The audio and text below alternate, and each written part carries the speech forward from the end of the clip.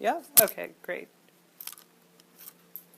So good morning. My name is Mitzi Lewis. I teach in the Mass Communication Department, and I think Professor Rincon mentioned that I might be coming in talking about sharing your work. So I'm curious who you are. Maybe you can each tell me your name and then think about a time that's coming up where you might be sharing your work. You can tell me a time that maybe you might be even using some of these skills. So maybe you want a minute to think. And then whoever wants to start, just say your first name and then maybe the situation where you'll be sharing your work and who you're going to share it with and what your work is.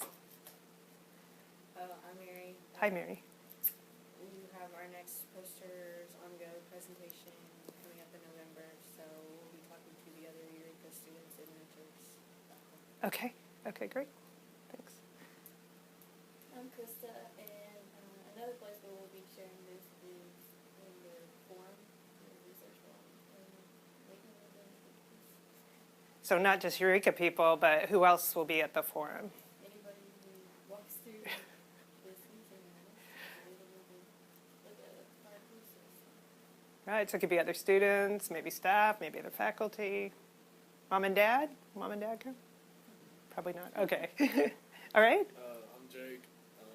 One thing we're doing next spring in early February is we're going to San Antonio to a convention, and we're going to be presenting it down there as well.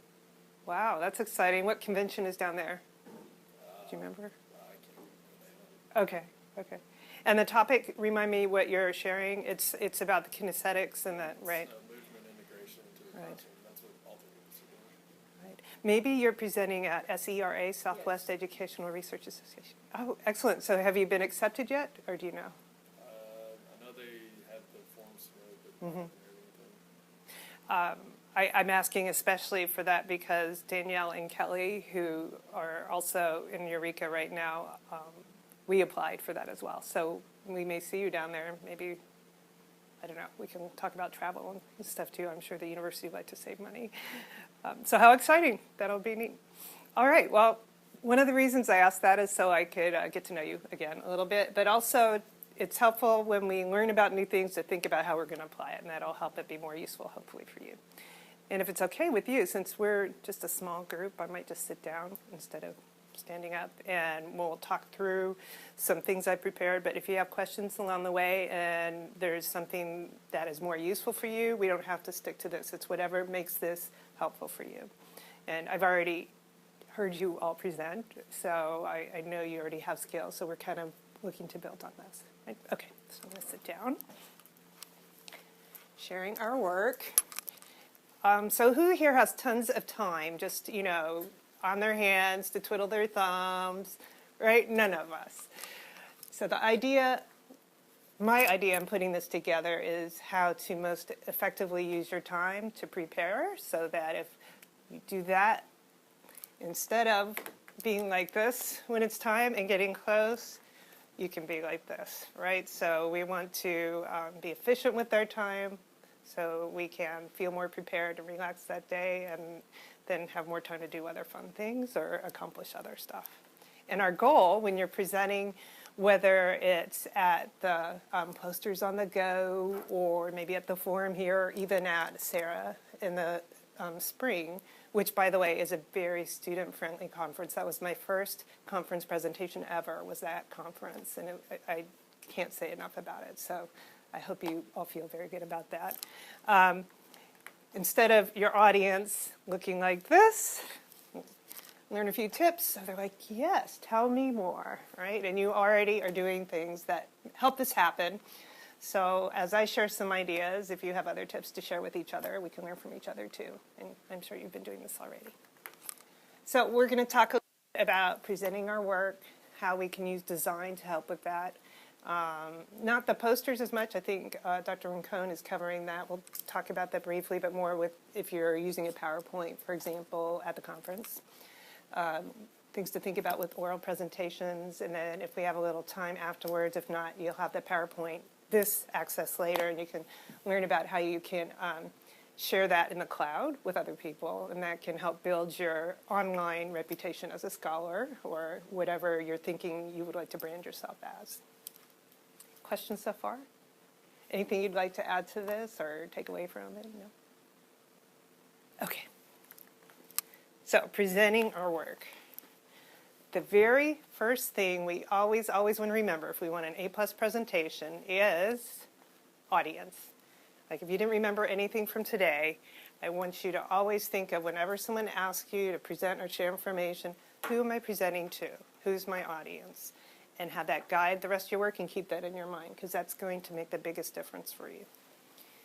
And again, you'll have access to this later. I think Dr. Rincon will be sharing it on D2L, and I'll share a link as well. And then also the purpose. So in each of the venues that we just talked about, the purpose is a little bit different. Your audience is a little different, and the purpose is a little different depending on the audience, right?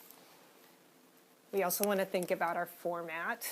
The format's different in each of those, so the same presentation doesn't work equally for all of them. So we might have presentations. This might be what it looks like at the conference in the spring when you present, or in the fall when you present at the forum, and then in the spring when you present at SERA.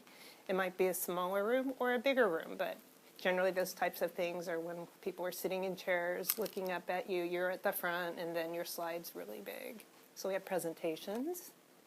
We have posters, and you all are getting practice with that as we go with this class.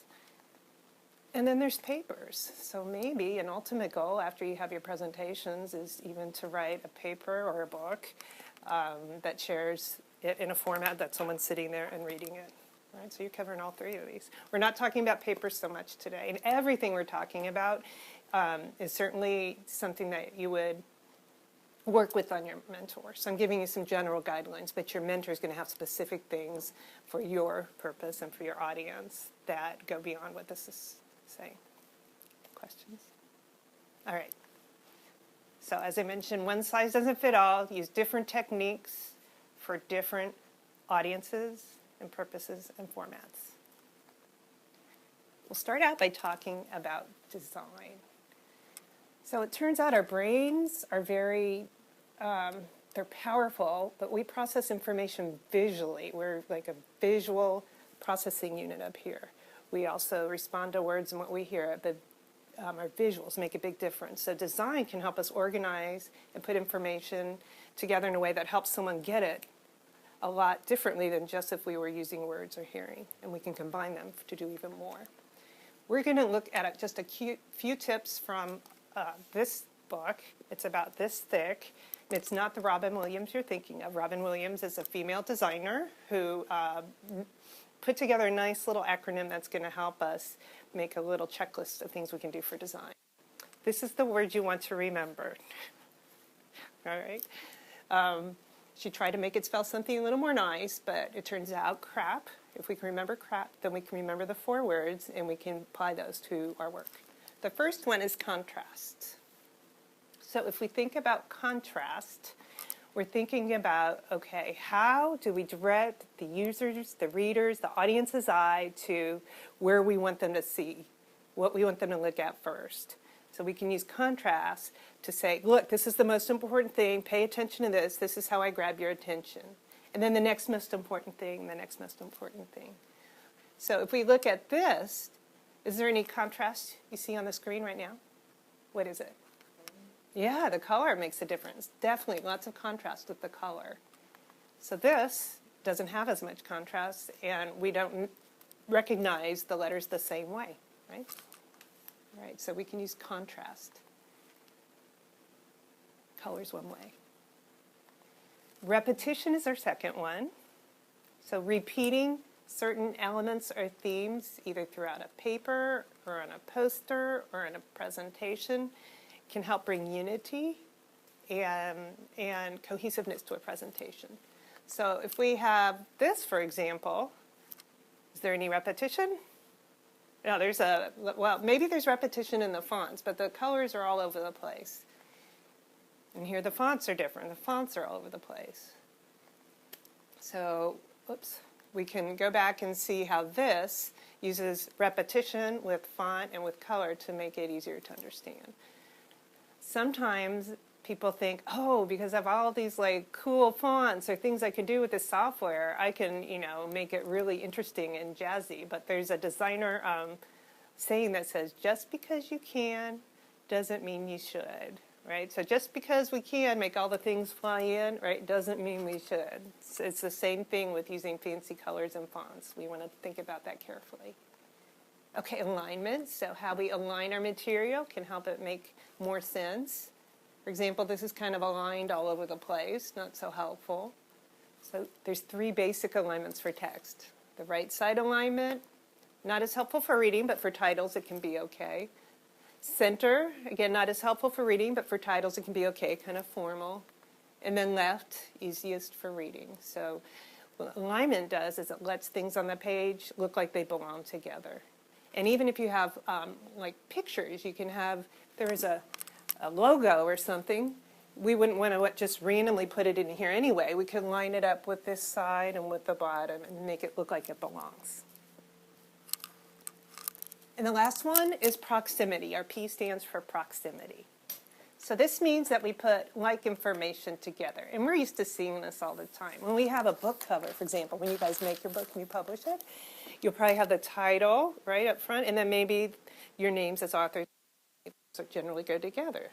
And then inside there might be publisher information, and that's kind of separate, and that goes together. That's this idea of proximity, using that to organize information. So if we have a list like this, it's just we're going to the grocery store and there's a whole bunch of things and we need to get it. So that's helpful. We're not going to forget it. But maybe it's even more helpful if we use proximity to group it together.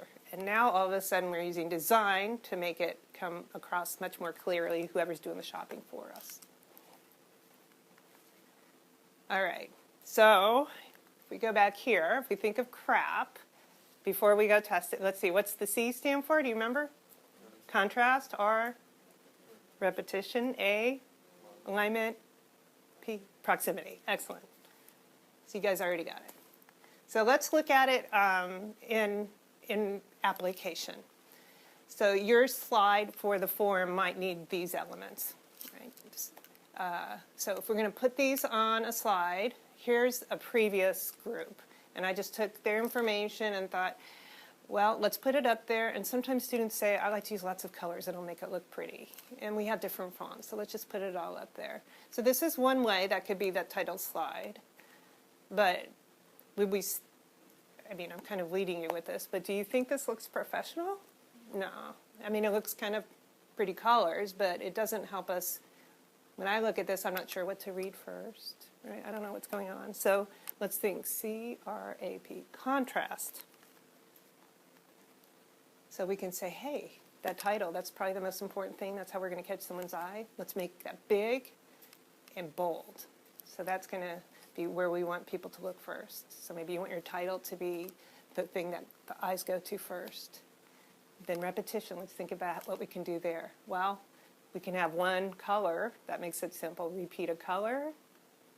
We still have all kinds of fonts, though, so maybe we can repeat fonts, too. So now it's looking a little more simple. Simple's good, yeah. And then alignment. So now we have the same information, but it's left aligned. Looks a lot more organized. Easier to read now. We're getting better, I'd say. Alignment. What's the last one? Proximity, right? So now this is kind of all together. Maybe we can separate it a little bit and put like information together. Now it looks like something that in an instant tells us what this is about. Pretty different than that, right? So just very simple, just go through our little checklist, apply each of those design principles, and then we've got something that's more visual. Now this is a basic title slide, but you can do this with any of your slides. A real brief touching on fonts. So fonts is the shape of the letters, right? We're used to that one word. We can choose Arial or Times New Roman or things like that, right? There's two basic kinds, and one's with serif and one's sans serif. So the serif means those little feet. And it turns out when you've got little feet, if it's on the paper, it kind of helps us read, but on screen it makes it a little harder. So sans serif, without those little